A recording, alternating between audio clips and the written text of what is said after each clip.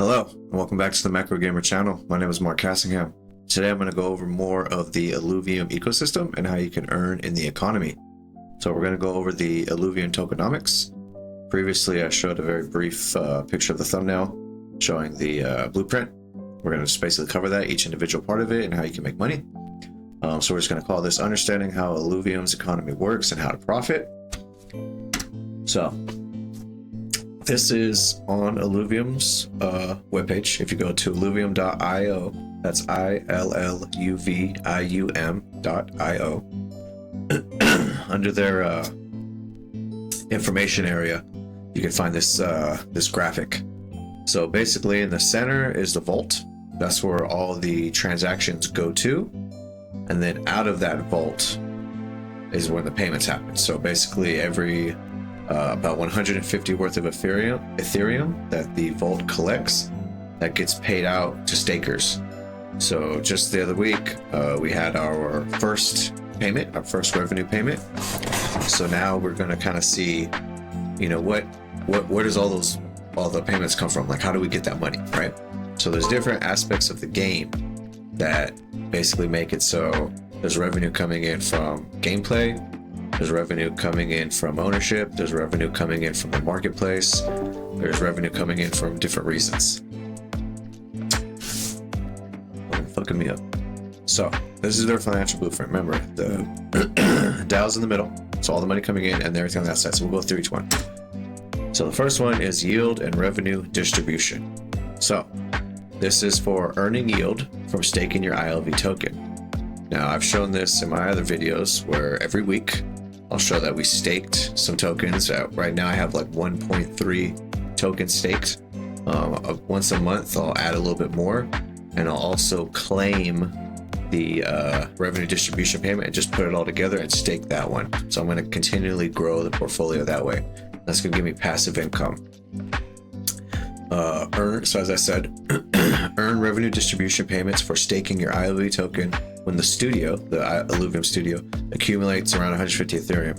Now, I said before, I don't know if it's just Ethereum. I don't know if they're including other assets like Bitcoin or stablecoin or the Illuvium token, cash, I don't know. But as of right now, what they're saying is when the studio collects around 150 Ethereum, they then distribute that. Now, as of filming this, the rough current market value of 150 Ethereum is $390,000. So that's basically of today. So roughly speaking, you could say around $400,000. When they get that, they then distribute it out. So keep in mind, Ethereum fluctuates in price, so it go up or down. So Ethereum right now is around like $2,600. It could be 3,000, which means it's going to be a bigger payout. It could be 1,000, which means it's going to be a smaller payout. So it's the number of Ethereum worth, not the cash balance. Right? So they're doing it based on the token, how many tokens they have. Just like the staking protocol, your rewards are based on how many tokens you have staked, not the price of the token, how many tokens you have staked. So this is the yield and revenue distribution. Now, the yield part was running for about 3 years, from 2021, I believe it's 2024, I think from June 21 to June 24. Might not have the exact dates right, but they were paying out a yield for people who were staking. Either you staked in the Illuvium protocol, the ILV pool, or you staked in the liquidity pool that was on, I believe, SushiSwap, and you would get paid out in rewards. So that was a 3-year fixed distribution. So that's over now. Now all the revenue comes from the distribution of the payments. So any transaction that happens in game goes into the vault, and then the stakers get paid out. So it's all coming from gameplay and stuff. It used to be a pre-done staking program. Now it's just all payments. So the better the studio does in terms of revenue, the more money you could get. The worse the studio does in terms of revenue, the less you're going to get. Man, today. Trading, another way to earn, they earn interest or earn revenue. Trading on the Illuvidex. So assets traded on the Illuvidex. So this is anything that's a digital asset in the game, any buying or selling that's happening. There's always going to be a small fee, a transaction that's going to go into the liquidity, into the pool, the blanking on the name, the vault. Sorry, the DAO vault. So any transaction goes in that vault and accumulates. So what are those assets? What are people buying and selling? Well, we're going to break it down into 3 different categories. So first is the overworld. So you see me play the overworld when I'm running around with the jetpack and the gun. I'm shooting alluvials, plants, and rocks and stuff. So you can buy and sell or buy and trade alluvials, right? Themselves, resources, equipment, gear, and enhancements. So alluvials are the characters. Resources are what you gather. The shards, the plants. The equipment is your jetpack, your mag boots, your helmet. Your gears like your swords, your shields, anything like that. Your enhancements, I'm assuming, are just like enhancement cards or something like that. Maybe you can use for gameplay. I'm not 100% sure on that.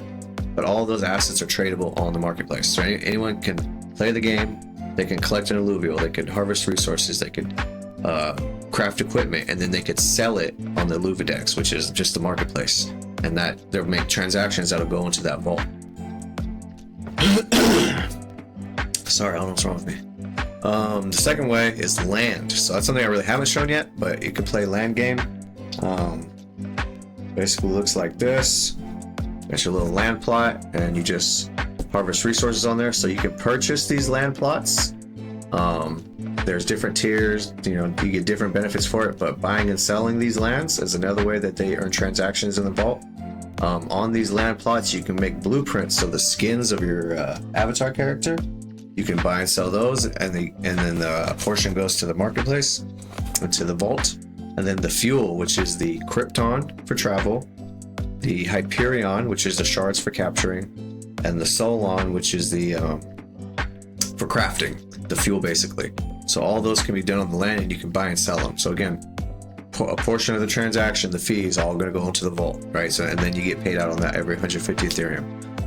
Beyond, which is something I haven't talked about, is basically you get a little PFP picture that you can buy and you can customize. You can add accessories on it, and that could be your representation when you're playing the game. So other characters or other players, if you play them in PvP and stuff like that, will see that little picture character. And it's always a picture of an alluvial.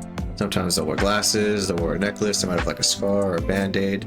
The background of the character might change, the expression of the alluvial might change. It's like different things, right? But buying and sell those, and like I said, every transaction, a portion of that's going into that vault. So that vault is going to pay you out. In-game fuel purchases. So as an example, overworld. So those 3 things I mentioned, Krypton, Solon, and Hyperion, right? For travel, crafting, and shards. When you're in the game and you want to travel, you can buy from the DAO, which is from the marketplace itself. You can buy the Krypton to travel, right? That transaction fee goes to the vault. You can buy Solon for travel or for crafting and also scanning. Basically, you can auto scan the entire region and see where all the alluvials are at. A portion of that transaction goes to the vault. Hyperion, you want to capture shards, or you want to get shards and you want to cure them. The term they use is curing. So you always get like a fractured shard, and then you use Hyperion to make it a usable shard, basically like a Pokeball where you can catch alluvials. So in that, you're gonna pay for that Hyperion. A fraction of that goes to the vault. So again, every time there's a transaction, a fraction of it goes to the vault, and it just accumulates, then pays you out. Alluviatars, as I was mentioning, so digital PFPs on an alluvial for gamer avatars, accessories for your alluviatars, like I said, glasses, everything. And the discs that give random alluviatars and accessories. So a disc is like you kind of think like back in the day they had the Pokemon card packs. They probably still have them, but like you would open them up, right? But you buy the pack and you didn't know what was inside. But you open it up and then you see what's inside. So it's that similar kind of like that gacha style like game where you're just buying this disc and then you open the disc and you see what's inside of it. So you don't know beforehand what's in the disc. But once you open it, then you see what you got. So that's another way. You pay for those discs, you pay for those alluviatars, you pay for those accessories, a little bit of those traction and transactions goes to the vault. My God, today I swear. So land purchases and microtransactions. So as I said, you have your land plot, you can buy the land, and you could generate fuel in the land plot. So the Hyperion, Solon, and Krypton. You can also purchase in-game tokens for your land to speed up building or increase your number of builders. So whenever you build something in the land, it'll say it takes an hour, let's say. You could buy a token in the land game, which is separate from Overworld, and you could speed it up. So you just make it finish instantly, but you got to pay for those tokens. Or you could buy a second builder. So when you start out, everyone gets just one builder. So let's say you want to build 2 things at a time, or you want to upgrade 2 buildings at a time, or you want to build 1 building and upgrade another one. You know, you can only do 1 thing at a time, but you can pay for more tokens to get a second builder. So again, that transaction, a little piece of it goes into the vault. Land fuel production and sales. So produce fuels in the overworld, right? So this land, this piece of land, and instead of paying in the overworld yourself, you can buy your own land. And again, that's a price. You're gonna have to pay for it. And you can produce your own and sell it. And when you sell it for Ethereum. So you're gonna sell it to the marketplace. I don't believe yet, maybe later, if you own land and you play the game, if you can directly just transfer the fuel to yourself. I don't know if they can do that yet. I'm not 100% sure. But at the very least, you can sell it to the marketplace. So in the overworld, you can collect the assets, the land, you can grind the fuel. So there's different ways to do it. Now, depending on if you want to be a land-based player or an overworld player or an arena player, you know, there's different options for you. Even the Beyond kind of has a little mini game attached to it where the better accessories you put on your Illuvial, or the better background it has, or the better expression it has, can have a power ranking.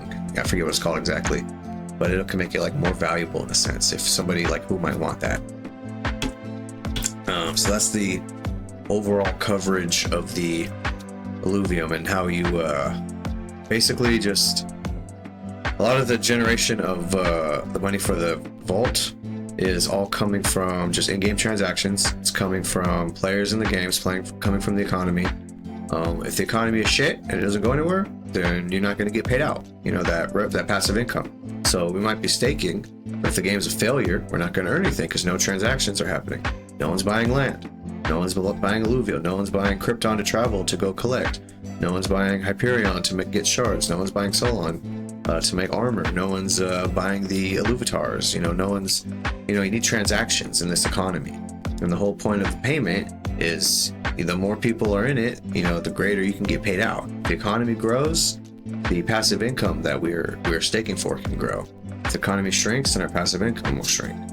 So in the long term, we hope that, you know, the game economy is going to grow. As much as like I want the game to be successful, I want the game economy to be successful. I need people to keep playing and paying, right? Every time they pay, I earn a piece of that, a little teeny weeny piece of it. But if no one's playing or no one's spending transactions, then staking is ultimately worthless. And then the token can come down in value because like the game just sucks, you know? So no one knows what's going to happen. Still very new game, still in beta.